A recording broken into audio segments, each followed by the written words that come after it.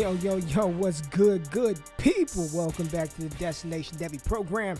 You know who it is. It's your boy, Ray G. You can find me on Twitter at RayGQ. If this is your first time checking out the content on YouTube, I appreciate you.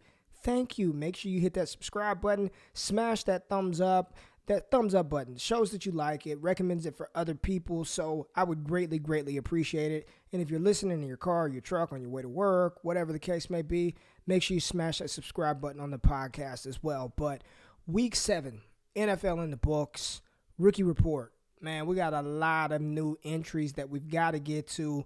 We got to talk about. Your boy GQ is over here feeling like shit. I'm not going to lie to you, but it's not going to hold me down. I'm still going to bring you what you need in order to position your fantasy teams and your dynasty rosters for long and short-term success. So I just got to say this, man. I've got to say this. At this point, Joe Burrow, Justin Herbert, Antonio Gibson, James Robinson, and T. Higgins are absolute ballers. These guys are studs. Joe Burrow and Justin Herbert are superstars. They are superstars in the making. Today I put a poll out on Twitter. If we were in a dynasty startup right now, screw preseason, screw all of that shit, dynasty startup right now, who would you rather have on your dynasty rosters, Lamar Jackson or Justin Herbert? And right now it's about 60-40, which I'm actually shocked that it's that close. I'm shocked that Herbert has got that much steam on Lamar Jackson, where in the preseason we were talking about Lamar Jackson or Patrick Mahomes, and there were some people who said Lamar Jackson. So although we know he was not going to replicate what he did in his MVP season last year, but damn, 60-40 Herbert, I mean, that's crazy, man. But these two, Burrow and Justin Herbert, they're budding superstars. Joe Burrow last week, 406 passing yards, 3 touchdowns, 1 interception, and then he also gave you 34 yards on the ground and a touchdown in that category. Once Cincinnati gets an offensive line, man, once they get an offensive line, I mean, it's, you're talking about legitimately top 7, top 6 dynasty quarterback in Justin Herbert. He's that good. I don't want to spend a lot of time on these players because we have so many new entries, but I just want to say that if you're in a position to trade for Joe Burrow, I'm in a couple of leagues now where I've been offered Burrow for Trevor Lawrence, and in that case, I'm holding T-Law. Probably hold Fields as well, but Herbert's a superstar. Burrow's a superstar, and so is Justin Herbert, man. 27 for 43, 347, 3 touchdowns, no interceptions, 9 carries, 66 yards, and a touchdown. I mean, he's not nearly as mobile as a Lamar Jackson. So let's go ahead and cut the crap right now. It's not the case, but he's much more mobile than a Joe Burrow. He's got more of a threat, legitimate threat with his legs, and at 6'6", I mean, this dude can move, and he's got a cannon of an arm. He's really good. Konami code type quarterback. When you got a quarterback that's giving you 66 and 1 on the ground, carrying the ball 9 times, I mean, he's not going to be a Josh Allen. He's not going to be a Lamar Jackson, but you give Herbert, 5 to 6 rushes a game, let him do his thing through the air. Superstar in the making, top 12 dynasty quarterback. Now, this player, I'm going to be honest, I'm coming around on more and more as we go on. And the approach that you have to have in these leagues is a Bayesian approach. You can't be such a prisoner of take lock that you prevent yourself from actually seeing good players in good situations with opportunity to score you fantasy points, because the name of the game is to win. Name of the game is to win, not hold on to your stupid ass take that you had in September and August. And James Robinson, folks, I'll say this. If I were on a team and somebody offered me a first-round pick in 2021 plus, which that's what James Robinson has gone for over the past couple of weeks, I probably still would accept it. But James Robinson, there's no doubt he is the man for 2020, period. Barring injury, he's the guy, primary ball carrier, running back 1 for the remainder of the season. If Jacksonville goes in a different direction organizationally, new coach, whatever the case, that's where things get a little murkier. And I know a lot of people who talk about selling James Robinson. I have done that myself. Trading him away is because of the uncertain future of undrafted free agent running backs. Running back is just such a replaceable position. Like, think about it. A couple of years ago, Todd Gurley was an MVP candidate, and then he's cut, and now he's kind of like just a middling running back on the Atlanta Falcons. Now, I know he's had some really good weeks, but no one's viewing Todd Gurley in the same light that we viewed him a couple of years ago, so things can change really quick for the running back position. But James Robinson, 119 yards on the ground, 22 carries, 1 touchdown, and then he's still being targeted in the passing game, 6 targets, 4 receptions. Even though he only picked up 18 yards, give me those 4 points in PPR leagues plus the point 1.8, that he got you through the air. It's just, and he had a 2-point conversion in this game. James Robinson is good. He's a good back, and there's nothing that anybody I've seen say otherwise that he's a bad running back. It's just not trusting the situation long term. But James Robinson, if he is the guy moving forward, he's a very, very talented running back. I've got him in that star category along with T. Higgins. And while Tyler Boyd and A.J. Green paced the Bengals in targets with 13 apiece last Sunday, T. Higgins, once again, 5 for 71, 1 touchdown. He's just consistent, man. 5 for 70, 4 for 60 in a tub, 6 for 60. Like, T. Higgins is legit. Now, A.J. Green coming back to life, showing some signs of old A.J. Green will sort of limit T. Higgins' upside, but they're throwing the ball more than any other team in the NFL. So T. Higgins is still going to see his fair share of targets, his fair share of volume. And if Burrow continues to look his way once they get in those money zone situations inside the red zone, inside the 20-yard line, T. Higgins can make his hay. He's a big play guy, developing a relationship with Burrow. So good things ahead for T. Higgins. Definitely still a star, budding star in the making. And finally, I begged for it for like 3 weeks. We've all asked for it for so long. Antonio Gibson, thank you, Washington. Give this man the ball. And what was crazy about this game is it started out with Peyton Barber taking all these doggone carries. And I was just like, here we go again. Versus Dallas. This was like smash spot for Gibson, and they're giving Peyton Barber the ball right off the rip. He finished with 10 carries for 34 yards. Pathetic. Antonio Gibson, 20 for 128 and 1 TD. And he didn't even catch a pass, only 1 target. So we still haven't seen the full capabilities of an Antonio Gibson, but to see him get the workload in the backfield versus the Dallas defense, I get it, ain't very good defense, but Antonio Gibson looks like a top 15 running back. So excited to see that. Happy for Gibson. Star, Herbert, Burrow, superstar status with those two. But next up, and a lot of people gave this player shit. I'm one of them. Zack Moss, running back for the Buffalo Bills. Zack Moss, in Week 7, commanded a 47.1% snap share, had 7 carries, he ran 16 routes, was targeted 3 times, had 3 receptions, 72 total yards, scored us 10.2 fantasy points. Devin Singletary, 55.7% of the snaps, 8 carries, so only 1 more carry than Zack Moss, 17 routes, 1 more route than Zack Moss, 2 receptions, 1 fewer reception, and 47 total yards, 6.7 fantasy points. Watching that game versus the Jets, Zack Moss looked like the more explosive and better running back of the two. He did. He's bigger. He looked more explosive. Singletary's just a guy, man. I really believe if you want to get ahead of the game and get ahead of the curve, then dismiss all of the preseason chatter about Zack Moss stinking and not being good.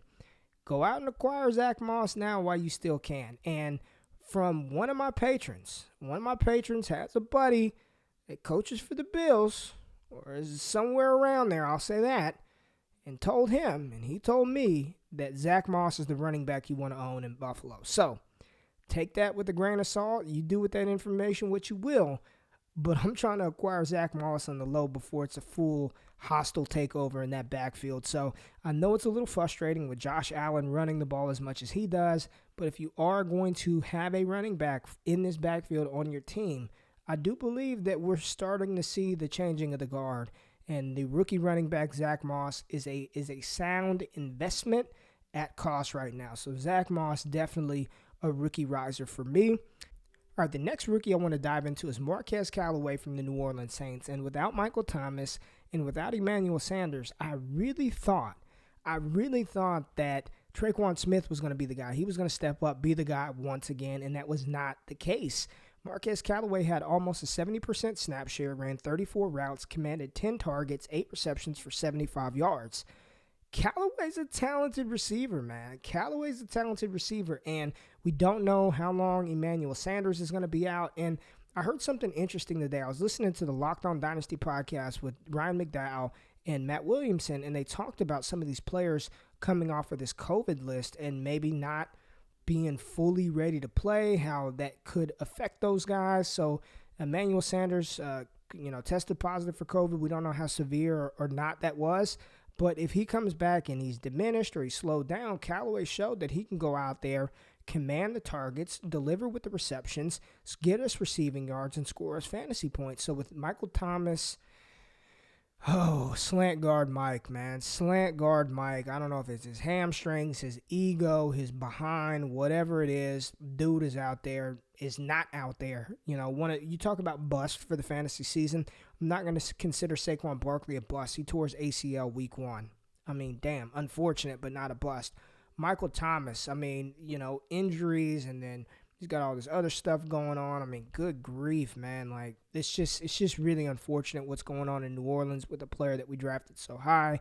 But Marquez Callaway definitely seems like he would be a primary target of Drew Brees if Michael Thomas and or Emmanuel Sanders continue to miss time. Speaking of missing time, the Cleveland Browns have a pair of pass catchers who are definitely going to be elevated due to the fact that Odell Beckham tore his ACL. OBJ's done.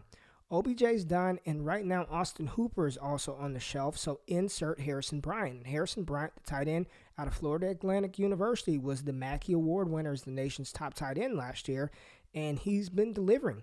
He's been delivering without Austin Hooper. He's been on the field, not just this past game, but throughout weeks he's been playing. 70% snap share, 38% snap share versus Indy, 40% versus Pitt, and then versus Cincinnati, 76.5% snap share. He ran 14 routes, was targeted 5 times. 2 of those times that he was targeted was in the red zone, 4 receptions, 56 yards, 2 TDs. While we can't predict the touchdowns, the fact that there's no OBJ, there's no Austin Hooper, Harrison Bryant and Baker Mayfield seem to have a pretty decent chemistry, and that would be of the 2 players. Donovan Peoples-Jones is another player that I'm going to talk about, but you still have Jarvis Landry and Rashard Hollywood Higgins and Baker Mayfield. They always seem to have chemistry whenever he comes on the field. So if I had to pick between one of the 2 Cleveland pass catchers, it would be Harrison Bryant. He will be the starting tight end. I know David Njoku got in the end zone as well, but Harrison Bryant has shown well in every game that he's played in. I've got a lot of interest in Bryant for seasonal leagues as well as dynasty leagues. And Donovan Peoples-Jones, I told people to pick him up about 3 weeks ago. Once they activated him and he was returning punts and kicks, it's dynamic, man. He was a highly touted recruit coming out of high school. Michigan has done a horrible job of developing talent over the past couple of years, but he has the talent to be a playmaker if he got the opportunity. And about 3 weeks ago, I just said, hey, just stash. If you got taxi space, stash Donovan Peoples-Jones. And now, with no OBJ, with no Hooper, there is volume to be had. DPJ, if you've got a deeper bench spot, if he's on your waiver wire, he's definitely somebody, a rookie that you need to go acquire. As well as LaMichael Perine. No Le'Veon Bell. Le'Veon Bell is in Kansas City. Frank Gore, the corpse of Frank Gore, is still being trotted out there, folks. But LaMichael Perine, 73% snap share, had 11 carries. 3 of those carries came in the red zone. Ran 11 routes, had 3 targets, 2 receptions, 55 total yards, and 1 touchdown. 13.5 fantasy points. I know investing in Jets is probably not a great bet, but somebody has to run the ball. Somebody has to catch the ball. And I'm not banking on Frank Gore to be that guy long term. Really not really banking on LaMichael Perine to be that guy long term. But in seasonal leagues and in dynasty leagues, if you're in a pinch and you need a running back to throw out there, he's going to get carries. He's going to be on the field. He's going to get targets. LaMichael Perine is another one of those players that you can target on the low, and you might be able to throw out there to give you some usable fantasy weeks. Now, if I were going to bet on the Jet, and the buy low opportunity is probably a little bit gone, but you probably still can get this player, it's Denzel Mims. Denzel Mims was a top 6 wide receiver for me, top 7 wide receiver for me, pre-draft and post-draft. He's been injured the entire training camp, first half of the season. Both of his damn hamstrings. Don't know how that happened, but both of his hamstrings were tore up. But in his first game back, think they're going to ease him into the game? No, Adam Gase said, get your ass out there. You're playing, big dog. 97.8% snap share. Ran 12 routes out of the slot. 26 routes in total. 100% route participation. Had 7 targets, 4 receptions, 42 yards.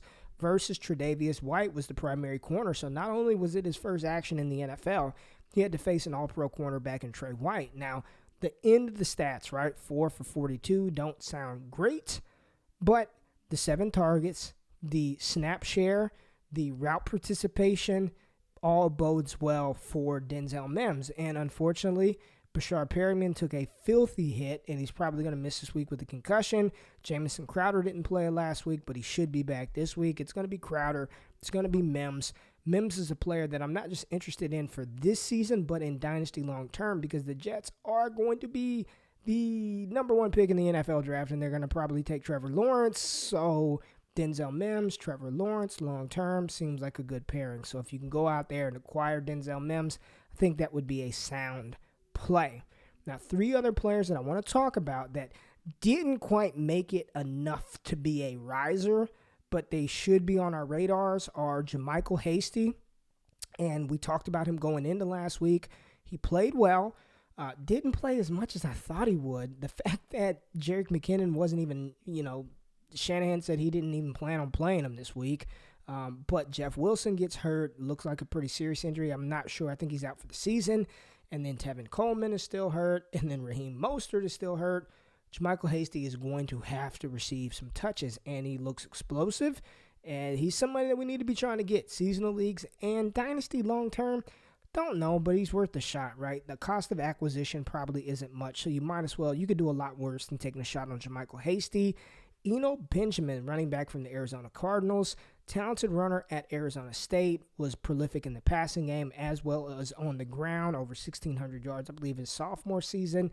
Can catch the ball in the backfield. Tough runner, not the best athlete, but I think Eno Benjamin's a good fit for this offense. So with Kenyon Drake being lost for a couple of weeks with the torn ankle ligament, got Chase Edmonds. Don't worry about DJ Foster. He's trash. Eno Benjamin is the running back that you want to pick up. So keep him on the top of your waiver wire priorities, or you know what I'm saying, try to trade for him in Dynasty on the low. Eno Benjamin and Albert Okwuegbunam. Albert O from the Denver Broncos. Listen, Fant's back, but he's not all the way 100%. Drew Lock is not very good. Jerry Jeudy is underperforming. Their best receiver is Tim Patrick. Albert O is playing, man, and when he's getting targets and he's getting thrown the ball accurately, he doesn't look bad. He doesn't look bad. So, again, somebody that's not truly a true rookie riser right now, but somebody that we should have on our radars and just kind of continue to monitor that. And if you do believe in the talent of Albert O and you believe in that Denver Broncos situation, go trade for him in Dynasty.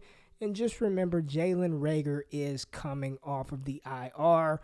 Buy low window, buy low opportunity, slowly but surely closing on Jalen Reagor.